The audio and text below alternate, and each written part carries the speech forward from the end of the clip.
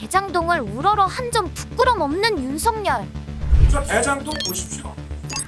저게 민주당 정부의 아주 특색입니다. 저거 하나만이 아니에요. 저거 왜 맞습니다. 특검 못하는지 아십니까? 저거 하나면 특검합니다. 아니 땅을 국민들의 멀쩡한 땅을 싼 값에 뺏어갖고 방수 수용해가지고 업자들한테는 비싼 값에 팔고 그 차액은 자기 측근한테 줘버리고 아니 그게 무슨 시장이고 그게 무슨 정치입니까? 그런데 TV 토론회에서 이재명의 쩔쩔매는 윤석열. 자, 부정부패는 그 업자를 중심으로 이익을 준 사람, 우리 윤 후보님 이익 주셨죠? 저 이익을 뺏었습니다. 공공환수를 5,800억까지 했고요. 국민의힘이 거기 이익을 주기 위해서 민간 개발하기 위해서 그렇게 난리를 쳤지 않습니까? 그 업자들이 이렇게 얘기를 해요. 이재명 시장 12년 동안 찔러봤더니 씨알도 안 먹히더라. 그 2층 이재명 시장 알면 큰일 나니까 절대 이런 얘기 하면 안 된다. 이렇게 얘기하시던 그분들이 우리 윤 후보님 보고 내가 한마디만 하면 윤 후보 죽는다. 이렇게 얘기하잖아요. 저는 이익을 본 일이 없어요. 그렇습니다. 근데 윤 후보님은 부친의 집을 그 관련자들이 사줬지 않습니까? 그것도 이익이잖아요. 아니, 저는 그렇습니다. 아무런 이익이 없었던 점들을 보면 네. 오히려 윤 후보님이 더 잠깐만요. 책임져야 되지 않을까 싶은데요. 아니 이제 안철수 후보께 발언 기회 드리고 그다음 심상정 후보. 핵심은 대장동으로 대박난 김만배. 이재명에게 김만배는? 이제 그분은 뭐 최선의 행정을 하신 거고 저희는 그분의 그 어떤 행정 지침이나 이런 걸 보고 한 거기 때문에 그분은 그분 나름대로 최선을 다하신 거고 행정을 저희는 시가 내놓은 정책에 따라서 공모에 진행한 것이라고 생각합니다. 윤석열에게 김만배는?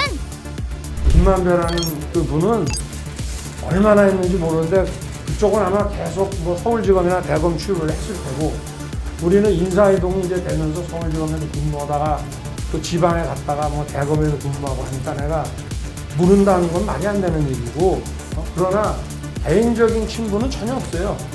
내가 아마 상가집에서 한 몇 년 전에 어느 그 현직 그 검찰 간부 상가집에서 내가 저쪽 자리에 앉아서 눈인사를 한 번 한 것 같고 윤석열을 잘 안다는 주진우 기자도 같은 날 아는 사이인데 김만배 기자가 형이라고 불렀습니다. 윤 전 총장에게? 네. 그런데 좋은 말은 안 했어요. 조금 부정적으로 그렇게 친한 사람은 아닌데 형이라고는 부르는데 절친은 아니다. 네네. 진실은? 이제 정영학한테 김만배 씨가 나는 윤석열이하고도 싸우는 사람이야. 윤석열이 그 서슬퍼런 정영학이가 네. 그러니까 김만배가 에이 소리 하네 이러면서 응? 그러면서 형 판단이 항상 맞다. 네. 네. 이렇게 된 거죠. 형 판단이 항상 맞다. 결국 이제 자기 말대로 다 윤석열이 움직이고 있다라는 것으로 해서 하지만 윤석열에 대해서 비록 뭐 마음속이건 실제로 했는지 모르겠지만 어쨌든 에이 소리 하네. 네, 이거 구글님 이건 제가 한 얘기 아니고 녹취록을 읽은 겁니다. 노딱 붙이지 마세요. 네. 그 앞에 나오는 그 정영학의 그 녹취 지금 이제 보여드리고 있는 이 녹취 그 앞뒤 부분에 나오는 그 전체 맥락하고 이제 연결지어서 그 이 의미를 파악을 해 보면 일단 그 김만배가 그 화천 대유는 이제 박영수를 끌어들여서 이 대장동 사업을 시작을 한 거다라고 얘기를 했고. 뭐 그 과정에서 그 윤석열 후보자하고 그 뭔가 사업 추진과 관련해서 약간의 이견이 항상 있었던 것 같아. 그러니까 봐주는 게 한계가 있다. 그렇지. 예, 그런 얘기가 있었죠. 그래서 윤석열 후보자가 봐주는 게 한계가 있다라고 얘기를 했지만 내가 이제 뚝심으로 그렇죠. 결국 밀어붙였고 결국은 다 내 말대로 잘 되지 않았냐. 친한 사이가 아니라더니 윤석열은 자신이 가지고 있는 카드면 죽는다고 말한 내용들입니다. 더불어민주당은 공세에 나섰습니다. 유력한 대통령 후보가 오래된 법조 출신 기자의 약점이 잡혀 있다면 과연 제대로 대한민국을 통치해갈 수 있는 것이냐. 더 큰 문제는 눈앞에는 대장동 대박 배후의 윤석열의 그림자가.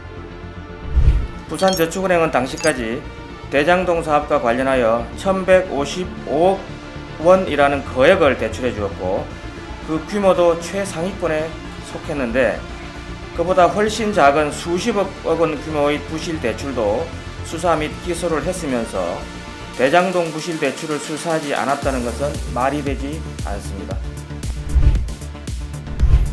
이에 대한 윤석열의 반박. 부산저축은행이 SPC를 만들어서 자기들이 그 지분을 갖고 시행사업자와 일정한 지분을 공유해 가면서 그 SPC에 편법으로 대출해 준 것이 아니고 대장동 사업자에게 그냥 대출을 해준 거로 저는 판단이 됩니다. 왜냐하면 그 중간에 부산저축은행의 대주주의 조카라는 사람이 거기서 대출 수수료를 거액의 대출 수수료를 받았다고 한다면은 그거는 아마 이거는 부산저축은행이 했던 일반적인 대출이었을 것으로 판단이 됩니다. 그러면은 당시의 수사 범위에는 들어가지 않습니다.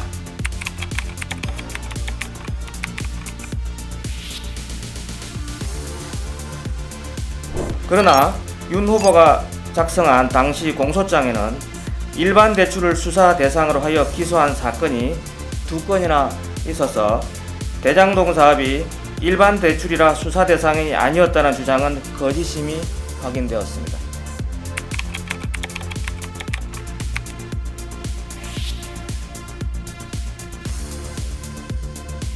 제가 이런 불법을 저지르는 사람과 싸우는 거 하나는 제가 잘합니다.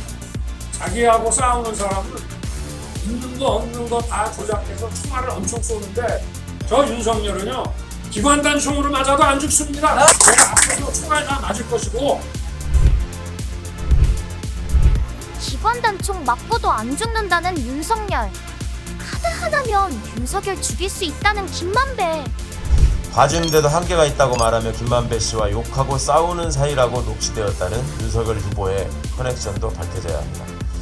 김만배 씨가 가진 카드 하나로 죽을 사람이 정녕 아니라면 당당히 수사를 자청해서 밝혀달라고 요청해야 할 사람은 바로 윤석열 후보인 것입니다. 그럼에도 불구하고 윤석열 후보 측의 토론 기피증은 나아질 기미가 없이 점입 가경이니 한심할 뿐입니다. 그러니 토론에나 응하셔.